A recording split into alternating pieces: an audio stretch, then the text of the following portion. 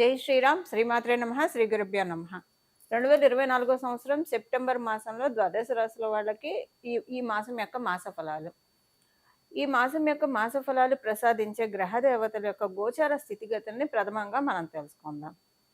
వృషభ రాశిలో గురుదేవుని సంచారము, మిథున రాశిలో మంగళ సంచారము. ఈ నెల బుధ భగవానుడు మూడు రాశుల్లో సంచరించబోతున్నారు. ఈ నెల 4వ తారీఖు వరకు కర్కాటక రాశిలో బుధ భగవానుడి సంచారం ఉంటుంది. 5వ తారీఖు నుంచి కర్కాటక రాశి నుంచి సింహ రాశిలోకి ఆయన అడుగు పెట్టబోతున్నాడు. అలాగే ఈ నెల 24వ తారీఖు నుంచి సింహ రాశిలో ఉన్న బుధ భగవానుడు కన్యా రాశి స్వస్థానగతుడు అవుతూ ఉన్నాడు. సూర్యనారాయణమూర్తి స్వక్షేత్రమైన సింహరాశిలో సంచారం సాగిస్తూ ఉన్నారు ఈ నెల 16వ తారీఖు వరకు. అంటే మొదటి తారీఖు ఫస్ట్ నుంచి 16వ తారీఖు వరకు కూడా ఆయన సింహరాశిలో ఉంటాడు. 17వ తారీఖు నుంచి సింహరాశిలోంచి కన్యా రాశిలోకి ఆయన అడుగు పెడతాడు. శుక్ర భగవానుడు మరి కేతుదేవునితోటి కూడి కన్యా రాశిలో సంచారం చేస్తూ ఉన్నారు. ఈ నెల 19వ తారీఖు నుంచి ఆయన కన్యా రాశి నుంచి విడివడి ఆయన స్వక్షేత్రమైన తులారాశిలోకి వచ్చి స్వస్థానగతుడు అవుతూ ఉన్నాడు. స్వక్షేత్రమైన కుంభరాశిలో శనీశ్వరుడు వక్రించిన శనీశ్వరుడు సంచారం జరుగుతూ ఉంది. మీనరాశిలో రాహుదేవుని సంచారం జరుగుతూ ఉంది. ఈ ఈ గోచార గ్రహాలు ఈ గోచారంలో గ్రహ దేవతలు ఈ స్థానాల్లో ఉన్నాయి. ఈ మాసంలో ఉన్న ప్రత్యేక అంశం ఏంటంటే బుధ భగవానుడు 3 రాశుల్లో సంచారం చేస్తూ ఉన్నాడు. కర్కాటక రాశి, సింహరాశి మరియు కన్యా రాశి. ఈ 3 రాశుల్లో అంటే 3 రాశుల యొక్క ఎనర్జీస్ని ఆయన క్యారీ చేస్తూ ఉన్నారు ద్వాదశ రాశుల వాళ్ళకి, అలాగే ద్వాదశ లగ్నాల వాళ్ళకి. ఏం ఎనర్జీస్ క్యారీ చేస్తూ ఉన్నారు? ద్వాదశ రాశుల వాళ్ళకి ఈ ఎనర్జీస్ పాజిటివ్గా ఉంటాయా, నెగిటివ్గా ఉంటాయా? ఈ తదితర విషయాలన్నీ కూడా ఇప్పుడు మనం ఒకసారి కూలంకుషంగా మాట్లాడుకుందాము. దానికంటే ముందుగా ఈ నెల 2 గ్రహాలు స్వస్థానం అంటే ఈ నెల 3 గ్రహాలు స్వస్థానంలో 4 గ్రహాలు స్వస్థానంలో ఉన్నాయి. అది ఎలానో నేను మీకు ఇప్పుడు చెప్తాను. కుంభరాశిలో శనీశ్వరుడు ఆల్రెడీ ఎప్పటి నుంచో స్వస్థానగతుడయ్యే ఉన్నారు. సూర్యనారాయణమూర్తి ఈ నెల 16వ తారీఖు వరకు ఆయన స్వక్షేత్రమైన సింహరాశిలో ఆయన సంచారం చేస్తాడు. 17 నుంచి స్వక్షేత్రం నుంచి విడివడి కన్యా రాశిలోకి వెళ్తాడు. ఈ నెల 24వ తారీఖు నుంచి బుధ భగవానుడు కూడా స్వస్థానగతుడు అవుతున్నాడు. అంటే ఆయన రాశి అయిన కన్యా రాశిలో ఆయన సంచారం చేస్తూ ఉన్నారు. ఈ నెల 19వ తారీఖు నుంచి శుక్ర భగవానుడు కేతు భగవానుడు తోటి కూడి సంచారం చేస్తున్న శుక్ర భగవానుడు ఆ కలయికకి బ్రేక్ చెప్పేసేసి తులారాశిలోకి ఆయన ఎంటర్ అవుతున్నాడు 18వ తారీఖు నుంచి. అంటే ఆయన కూడా స్వస్థానగతుడు అవుతూ ఉన్నారు.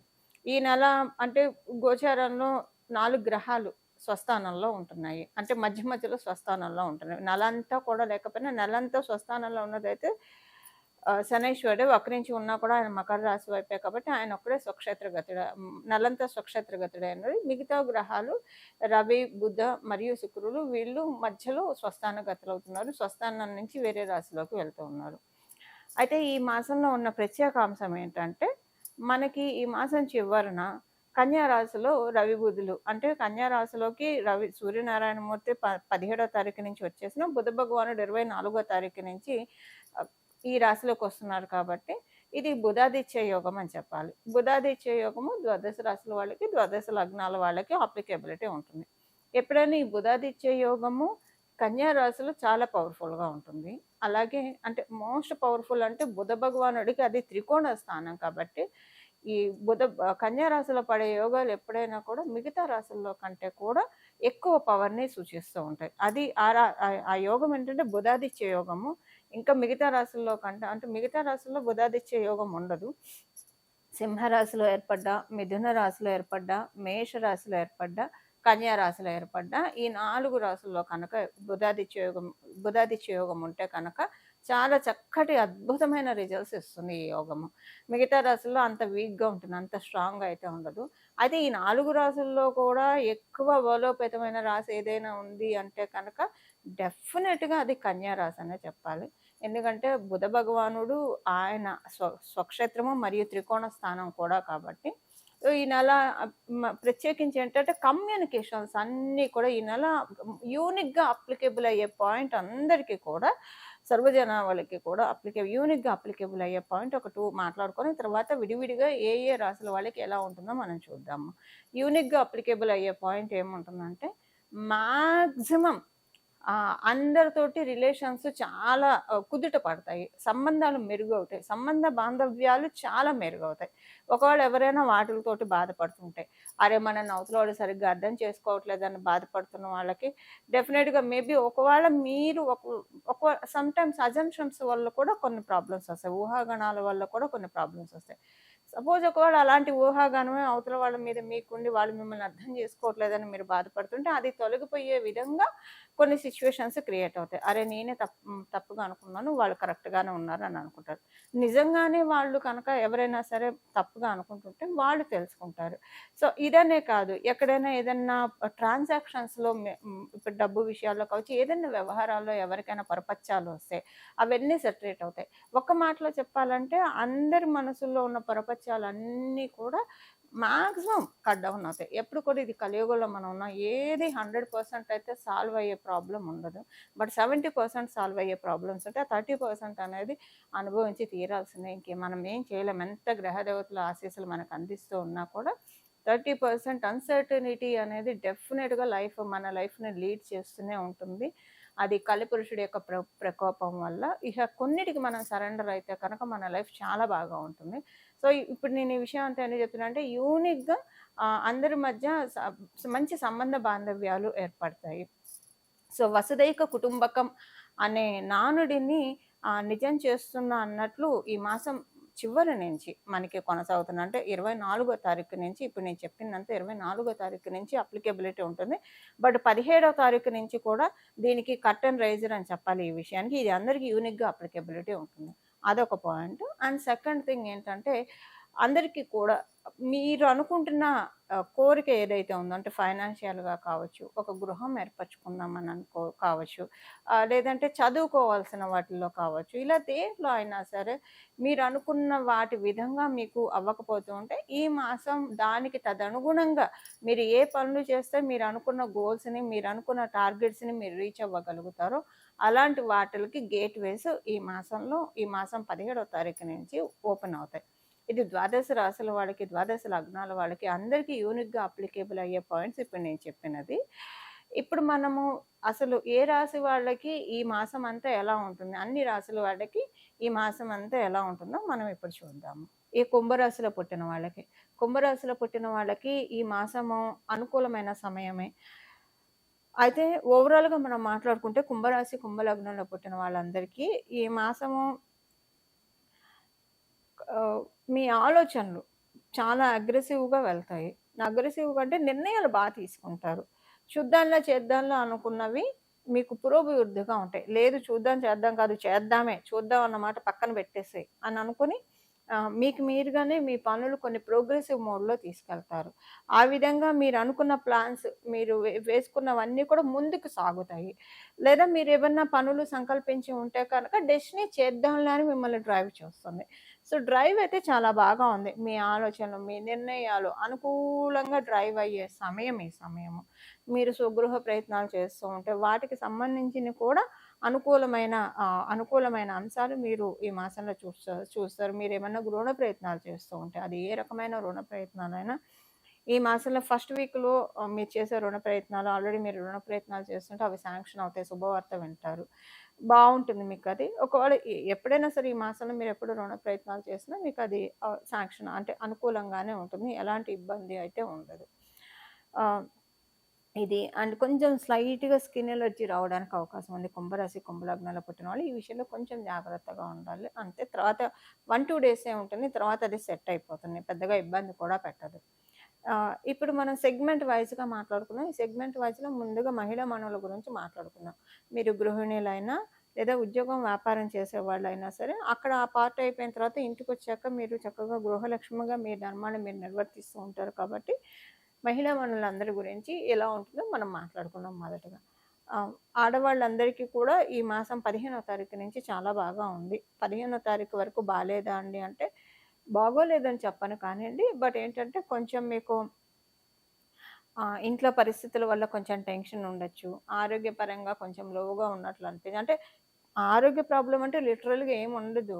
ఓపిక ఉండదు. ఏ పని చేద్దామన్నా ఓపిక ఉండదు. అలా కూర్చున్నాం కాసేపు అని అనుకుంటారు. కూర్చొని ఇప్పుడు లేచేద్దాం అని అనుకుంటారు. 5 నిమిషాలు, 5 నిమిషాలు, 5 నిమిషాలు కాస్త గంట అవుతుంది. గంట కాస్త పూట అవుతుంది. పూట కాస్త రోజు అవుతుంది. అలాగా మొదటి 15 రోజులు సాగుతాయి. తర్వాత మిమ్మల్ని మీరే తిట్టుకుంటారు. అంతేగాని అంతకు మించి ఇబ్బందయితే లేదు. ఇదొకటి ఉంది. తర్వాత 15వ తారీఖు తర్వాత నుంచి ఈ పాయింట్స్ కూడా మీకు అప్లికేబిలిటీ ఉండదు. ఆ తర్వాత మళ్ళీ మారుతుంది. నార్మల్ అయిపోతేనే సెట్ రైట్ అవుతారు. ఉద్యోగస్తులకి ఈ మాసము అనుకూలమైన శుభ సమయము. ఉద్యోగస్తులకి మీకు అంటే కొన్ని అంశాల్లో అనుకూలతలుంటాయి. మంచి నిర్ణయాలు తీసుకుంటారు. సో, చకచకా ముందుకు సాగిపోయే విధంగా మిమ్మల్ని డెస్టినీ డ్రైవ్ చేస్తూ ఉంది ఉద్యోగస్తులందరికీ కూడా. చక్కటి శుభ సమయం ఈ మాసంలో. వ్యాపారస్తులకి అనుకూలమైన శుభ సమయమే. వ్యాపారస్తులకేంటంటే ఈ మాసము మొదటి వారంలో అంటే మొదటి 4, 5 రోజులు. మొదటి వారం అంటే పూర్తిగా మొదటి వారం కాదు. మొదటి 4, 5 రోజుల్లో ఏదైనా డబ్బు ఖర్చు కొంచెం ఉంటుంది. అది కూడా మీరనుకున్న ఆలోచనలు. ఏదన్నా మీరొక ప్లాన్ వేసుకుంటే, ఆ ప్లాన్‌కి సంబంధించిన ఖర్చులు కొంచెం చేస్తారు. ఆనందంగానే ఖర్చు చేస్తారు. అంటే మీ ప్లాన్స్ నిమిత్తంగా ఖర్చంటే మనం ఇష్టపడి చేసే ఖర్చులు ఎప్పుడైనా మనం ఆనందంగానే చేస్తారు కదా! అలా ఆనందంగా చేస్తారు. ఇది వ్యాపారస్తులకు మాత్రమే ఈ ఖర్చులు. మొదటి 4, 5 రోజులు. ఆ తర్వాత ఈ పాయింట్ వర్తించదు. ఇదొకటి ఉంటుంది. ఇంకా వ్యాపార పరంగా మనం చూస్తే మంచి ట్రాన్సాక్షన్స్ అన్నీ బాగా జరుగుతాయి. వ్యాపారం మీరనుకున్నట్లే మంచి పురోభివృద్ధి, ప్రోగ్రెస్ మోడ్‌లోకైతే స్విచ్ ఆన్ అవుతుంది. అంతా చక్కగా ఉంటుంది. అయితే వ్యాపారస్తులకి కొంచెం కాంపిటీషన్ ఉంటుంది. తోటి వ్యాపారులతోటి కొంత కాంపిటీషన్ ఉంటుంది. దానివల్ల కొంత స్లైట్‌గా ఇబ్బందనిపిస్తుంది అంతే.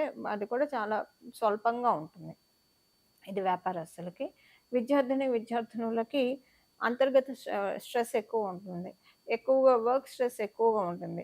మీకంటే పెండింగ్ వర్క్స్ ఎక్కువగా ఉంటాయి. సో, టీచర్లతోటి, మీరు లెక్చరర్స్ తోటి ఆహ్, ఎక్కువగా మీ మీదే లోడ్ పడుతుందా అన్నట్లు కొంచెం వర్క్ లోడ్ ఎక్కువగా ఉంటుంది. లేదా సబ్జెక్ట్ లెర్నింగ్ మీకు అర్థం కాక కొంచెం 1కి 2 సార్లు చూసుకోవాల్సొస్తారు. ఈ విధంగా ఉంటుంది విద్యార్థినులకి. సీనియర్ సిటిజన్స్ అందరికీ కూడా శుభ సమయమే. కాకపోతే సీనియర్ సిటిజన్స్‌కి డబ్బు ఖర్చు విషయంలో అసంతృప్తి ఉంటుంది. మీరనుకోకుండా కొన్ని ఖర్చులు చేసేయాల్సొచ్చి మీకిష్టం ఉండకపోవచ్చు. లేదా మీ పిల్లలు చేసే డబ్బు ఖర్చు మీరు అటు చెప్పలేక, ఇటు కామ్‌గా ఉండలేక కొంచెం ఇబ్బంది ఉంటుంది. లేదా మీ పిల్లల పట్ల మీకు అసంతృప్తి కొంత ఉంటుంది. అంతే. అంతకు మించి ఏముండదు. ఇవి ఈ మాసం యొక్క గోచర గ్రహస్థితుల ఫలితాలు కుంభరాశి, కుంభలగ్నంలో పుట్టిన వాళ్ళకి. ఈ మాసం చేసుకోవాల్సిన పరిహారం వచ్చేసేసి బుధాదిత్య యోగం కన్యా రాశిలో మనకి జరుగుతోంది. అందులో మనకి ఈ నెల 19వ తారీఖు నుంచి శుక్ర భగవానుడు కూడా స్వస్థాన గతుడు అవుతూ ఉన్నాడు తులా రాశికెళ్ళి. ఆ రాశిలో ఆయన చాలా కంఫర్టబుల్‌గా ఉంటాడు. వృషభ, తులా రాశులు, మకర, కుంభ రాశుల్లో ఆయన డెఫినిట్‌గా కంఫర్టబుల్‌గా ఫీల్ అవుతాడు. ప్రత్యేకించి తులా రాశి కళత్రకారకుడైన శుక్ర భగవానుడు కళత్ర స్థానాల్లో చాలా బాగా ఉంటాడు. కళత్రం అంటే కళ్యాణం, స్పౌస్ అనమాట. ఆడవాళ్ళైతే మగవాళ్ళు కళత్రం అంటారనమాట. కళ్యాణం అనమాట. కళ్యాణ కారకుడు, కళత్ర కారకుడు, స్పౌస్ అని చెప్పాలి. సో, కళత్ర స్థానం మనకి సహజ కాలపురుషుడి కుండలిలో కళత్ర స్థానం చాలా బలంగా ఉంది. సో, శుక్ర భగవానుడు తులారాశిలో చాలా యాక్టివ్‌గా ఉంటాడు. అయితే ఇప్పుడు మనం బుధాదిత్య యోగము, అలాగే సప్తమ స్థానంలో శుక్రాచార్యుల వారి సంచారము. ఇది ఒక రకంగా మనం తెలుసుకోవాలంటే పంచమహాపురుష యోగాల్లో ఒకటైన మాలవ్య మహాపురుష యోగానికి కూడా ఇది కర్టెన్ రైజర్ అవుతుంది. అయితే ఏ ఏ ఏ ఏ విషయాల్లో మనం కనుక ఏ పరిహారం చేసుకుంటే అంటే మనం ఏ ప్రక్రియ చేస్తే ఈ యోగాలు మన జన్మ జాతకంలో ఉన్నా లేకపోయినా మనం తాత్కాలికంగా గోచరంలో వచ్చే యోగాన్ని మనం ఒడిసి పట్టుకోవచ్చు. మనం ఇప్పుడు ఒకసారి చూద్దాము. శుక్ర భగవానుడు మరియు రవి బుధులు ఈ 3 గ్రహాన్ని మనం ఈ మాసం పట్టుకోవాలి. ఈ మాసం మనం ఆరాధించాలి. అంటే గ్రహ దేవతల్ని ఆరాధించడం ఒక ఎత్తు. మీరంటే నవగ్రహ ప్రదక్షిణాలు చేసినా పర్వాలేదు. లేకపోతే గ్రహాది దేవతల్ని ఆరాధిస్తే కనుక ఇంకా చక్కటి ఫలితాలుంటాయి. బుధాదిత్య యోగం కాబట్టి చక్కగా ఎవరికైనా బుధాదిత్య యోగం మీ జన్మ కుండలిలో ఉన్నా కూడా మీరు రోజు విష్ణు సహస్రనామం వినడం కనుక చదవడం వస్తే చాలా మంచిది. కొంతమంది చదవడానికి భయపడతారు. భయపడేవాళ్ళు వినడం. ఒకవేళ చదివే తీరిక లేకపోయినా సరే మీరు ఏ పని చేస్తూ ఉన్నా జస్ట్ అలా చక్కగా విష్ణు సహస్రనామం ప్లే చేస్తూ మీ పనులు మీరు చేసుకోవచ్చు. ఇలా మనకి టైంని చాలా వైజ్‌గా యూజ్ చేసుకున్న వాళ్ళం కూడా మనం అవుతాము. సో, అలా గనక మీరు విష్ణు సహస్రనామం చదవడానికి కానీ, లేదా వినడానికి కానీ ప్రయత్నిస్తే చాలా మంచిది. జనరల్‌గా కూడా బుధాదిత్య యోగం ఉన్న వాళ్ళకి అల్టిమేట్ రెమెడీ ఆహ్, డెఫినిట్‌గా విష్ణు సహస్రనామం చదవడం లేదా వినడము. ఇక భగవంతుడు సిగ్నేచర్ చేసిన ఆ భగవంతుడు ఆటోగ్రాఫ్ పెట్టబడినది అవుతుంది వాళ్ళ జన్మ జాతకం. ఇప్పుడు మనం ఎగ్జామ్స్ రాస్తే మన చిన్నప్పుడు మనందరం ఎగ్జామ్స్ రాసిన వాళ్ళు ఇప్పుడు మన పిల్లలు ఎగ్జామ్స్ రాస్తూ ఉంటారు. రాసినప్పుడు ఏముంటుంది, కొంతమంది పిల్లలు బాగా ఎగ్జామ్ రాస్తే టీచర్స్ ఇంప్రెస్ అయితే, లెక్చరర్స్ ఇంప్రెస్ అయితే గుడ్ అని పెడతారు, వెరీ గుడ్ అని చెప్పి పెడతారు, స్టార్స్ ఇస్తారు. ఆ పిల్లలకి ఆ టైంలో అది చాలా వరంగా అనిపిస్తుంది అలా టీచర్ అప్రిషియేట్ చేస్తే.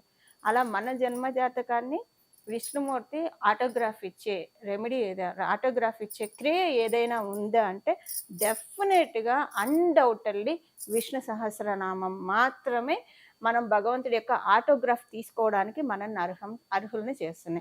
అందున ప్రత్యేకించి ఇలాంటి యోగాలు ఉన్నప్పుడు ఇంకా భగవత్ శక్తి అత్యద్భుతంగా ఉంటుంది. అంటే ఇప్పుడు భగవంతుడు మనకి ఎప్పుడు వరాలను అందించడానికి రెడీగానే ఉంటారు. కానీ గోచారంలో గ్రహదేవతలు కావచ్చు, మన జన్మ కుండలిలో ఉన్న గ్రహదేవతలు కావచ్చు, వాటికి సపోర్ట్ చేయాలి. వీళ్ళు పూర్వజన్మలో ఈ కర్మ చేశారు, నువ్వెలా పూర్తిగా వరాన్ని ఇస్తావు, మా పనిని మమ్మల్ని చేసుకొని, లేదా ఈ జన్మలో ఇవి చేశారు, సో వాటికి మేము ఇవ్వాలి, ఫలితాలు ఇవ్వాలి అని ఏం చేస్తాయంటే భగవంతుడి కృప ఉండడం వల్ల ఏమవుతుందంటే కొంతలో మనకి తగ్గిపోతుంది. అంటే ఎక్కడో పెద్ద రాయి వచ్చి తగలాల్సిన చోట చిన్న రాయితో వెళ్ళిపోతున్నాయి భగవంతుని పట్టుకుంటా కనుక. ఇలాంటి ప్రత్యేకించి ఇప్పుడు గ్రహదేవతలు కూడా వరమిస్తున్న సమయంలో కనుక మనం ఇలాంటి ప్రక్రియలు చేసుకుంటే కనుక అత్యద్భుతంగా యోగిస్తుందని చెప్పడంలో ఏ మాత్రం సందేహం లేదు. బుధాదిత్య యోగం డెఫినెట్గా చాలా బాగా వర్కౌట్ అవుతుంది అన్ని రాసుల వాడికి కూడా. విష్ణు సహస్రనామం వినడం వల్ల, లేదా చదివితే ఇంకా మంచిదండి. చదవడం లేదా వినడం ఏదో ఒకటి మన ఈ కలియుగంలో భగవంతుడి పైన మనసు లగ్నం చేయడం అనేది మనం ప్రారంభిస్తే కనుక ఇహ మన లైఫ్లో అంతా కూడా చుట్టూ ఉన్న పరిస్థితులు అన్నీ సానుకూలం అవ్వడం వన్ బై వన్ అనేది మనం చూస్తాం. అంటే మనం చేసే పనులన్నీ కూడా సులభతరం చేస్తాడు భగవంతుడు పెరుమాళ్ళు. ఇది ఒకటి. రెండవ పరిహారం ఏంటంటే శ్రీ మహాలక్ష్మి అమ్మవారి ఆరాధన. కనకదార స్తోత్రాన్ని చదువుతారా, లేదా లక్ష్మీ అమ్మవారి అష్టోత్తరం చదువుతారా, మహాలక్ష్మి అమ్మవారి స్తుతి చదువుతారా, ఏదైనా పర్వాలేదు. లక్ష్మీ అమ్మవారికి సంబంధించినవి ఏదైనా నామాలని చదవడానికి ప్రయత్నించండి, లేదా కనీసం ఇందాక చెప్పినట్లు వినడానికైనా ప్రయత్నించండి. ఏదైనా కూడా మనకి చక్కటి ఫలితాలను ఇస్తుంది. బుధాదిత్య యోగం ఇప్పుడు చాలా పవర్ఫుల్గా ఉంది. ఇప్పుడు ఉన్న బుధాదిత్య యోగం ఇంకా పవర్ఫుల్గా ఉంది. దీని గురించి నేను ఇంకొక సపరేట్ వీడియో కూడా చేస్తాను. అందులో కూడా మీకు చక్కగా మొత్తం వివరాలు నేను చెప్పడానికి ప్రయత్నం చేస్తాను. ప్రస్తుతానికైతే ఈ మాసము విష్ణు సహస్రనామం చదవడము, అలాగే మరి అయ్యవారిని పూజించినప్పుడు అయ్యవారి వక్షస్థలంలో ఉన్న అమ్మవారిని కూడా మనం పూజించాలి కదా. అలా శ్రీ మహాలక్ష్మి అమ్మవారి సహస్రనామం చదవడం కానీ, వినడం కానీ, లేకపోతే మహాలక్ష్మి అమ్మవారికి సంబంధించిన ఏదైనా స్తుతి చేయడం వల్ల మనకి చాలా చక్కటి శుభ ఫలితాలు వస్తాయి. ఈ విధంగా మనం అందరం కూడా భగవంతుడిచ్చిన ఈ కాలాన్ని చక్కగా సద్వినియోగం చేసుకుంటూ నిత్య జీవితంలో మన కర్తవ్యాల్ని, మన బాధ్యతల్ని మనం నిర్వర్తిస్తూ భగవంతుడి యొక్క పాదాన్ని మనం పట్టుకుందాము.